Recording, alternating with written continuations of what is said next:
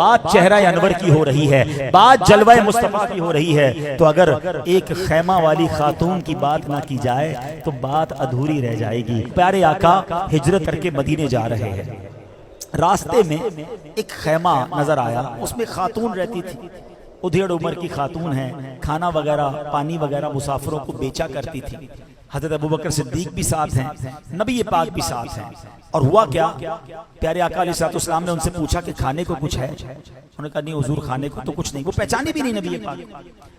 تو آپ نے دیکھا کہ اس کے خیمے میں ایک بکری کھڑی ہے جس کے تھن بھی سوکھے ہوئے ہیں، بالکل لاغر سی بکری ہے۔ آپ نے فرمایا بکری سے دودھ نکال لو، کہا اس میں تو دودھ ہے ہی نہیں۔ نبی پاک نے فرمایا مجھے اجازت دیں تو میں نکال لوں۔ اس نے کہا دودھ تو دیتی نہیں ہے، آپ چاہیں تو نکال لیں۔ اللہ اکبر، نبی پاک نے اس بکری پر ہاتھ پھیرا، تھن پر ہاتھ مبارک ہاتھ لگائے، وہ تھن دودھ سے بھر گئے۔ آقا علیہ السلام نے دودھ نکالا، خود بھی پیا، سیدنا ابوبکر صدیق نے بھی پیا، برتن سارے بھر گئے، گھر والوں نے پیا، تھوڑی دیر آقا رہے اور پھر واپس آگے چلے گئے۔ اب یہ کون سی خیمے والی خاتون ہیں؟ یہ ام معبد رضی اللہ تعالی عنہا ہیں۔ ذرا سوچو تو صحیح، میں کبھی کبھی سوچتا ہوں کہ خیمے تو بہت سے ہوں گے، عرب کی خاتون بہت ساری ہوں گی، مگر اس خیمے والی کا بھاگ کیسا جاگا کہ نبی پاک کے قدم خیمے میں آ گئے۔ اچھا اب انہوں نے کام کیا کیا؟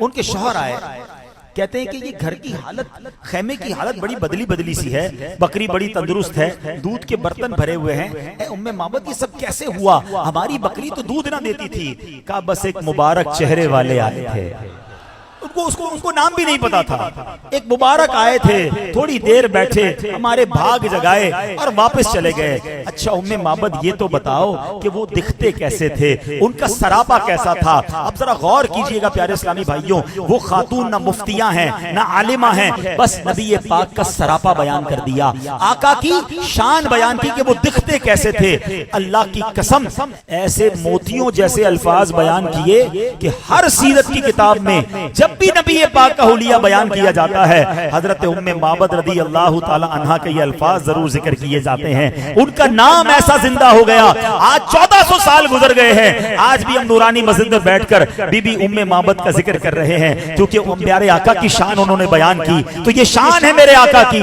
کہ جو ان کا نام لیتا ہے اللہ ان کے نام بھی بلند کر دیتا ہے۔ ان کے جو غلام ہو گئے، وقت کے امام ہو گئے، نام لیوا ان کے جو ہوئے، ان کے اونچے نام ہو گئے۔ اب ذرا سنو ام معبد نے نبی پاک کا ذکر کیسے کیا، الفاظ کیسے موتیوں والے۔ کہتی رأیت رجلا ظاہر الوداع، کہتی میں نے ایک ایسی ذات دیکھی ہے جن کا حسن بڑا نمایاں تھا۔ اب وہ کہتی ہیں لم تعبہ خجلا ولم تزری بہ سعلا، کہتی ہیں کہ وہ ان کی ذات میں نہ تو پیٹ بڑا ہونے کا عیب تھا، نہ ہی بالکل دبلا پتلا ہونے کا نقص تھا۔ پھر کہتی ہیں وسیم قسیم، اللہ اکبر، کہتی بڑے حسین تھے، انتہائی خوبصورت تھے۔ اب سنو کہتی بتاؤں ان کی آنکھیں کیسی تھی، فی عینیہ تعجب وفی اشفارہ وطفن، کہتی ہیں کہ ان کی آنکھیں بڑی خوبصورت تھی، سیاہ تھی اور پلکیں بڑی لمبی تھی، بہت خوبصورت پلکیں تھی۔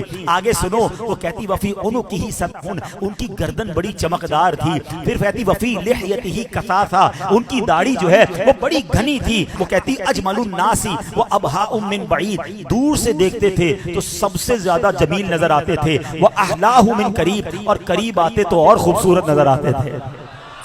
حلو المنطق، باتیں ایسی کرتے تھے جیسے موتی زبان سے جھڑ رہے ہو۔ فصل لا نظر ولا حذر، اللہ اکبر، کہتی ان کی الفاظ موتیوں کی طرح تھے۔ ان صمت فعلیہ الوقار، جب خاموش ہوتے تھے نا بہت وقار والے دکھتے تھے۔ وان تکلم سماء وعلاه البہاء، اور جب بات کرتے تھے تو بات ایسی کمال کی تھی، اتنی خوبصورت تھی کہ جب میرے آقا گفتگو فرماتے تو ان کی آواز میں ایک گونج تھی، ایک ایکو، آج ہم کہتے ہیں ایکو ساؤنڈ، نبی پاک کی آواز میں ایک ایکو ساؤنڈ تھا۔ اللہ اکبر، یہ حلیہ وہ بیان کرتی تھی اور دونوں میاں بیوی نبی پاک کی باتیں کرتے تھے۔ کچھ عرصے کے بعد مدینے آئے تو پتا چلا یہ تو اللہ کے آخری نبی ہیں، انہوں نے اسلام کی دعوت دینی ہے۔ آپ گئے اور کلمہ پڑھ کر میاں بیوی سرکار کے بارگاہ میں مسلمان ہو گئے۔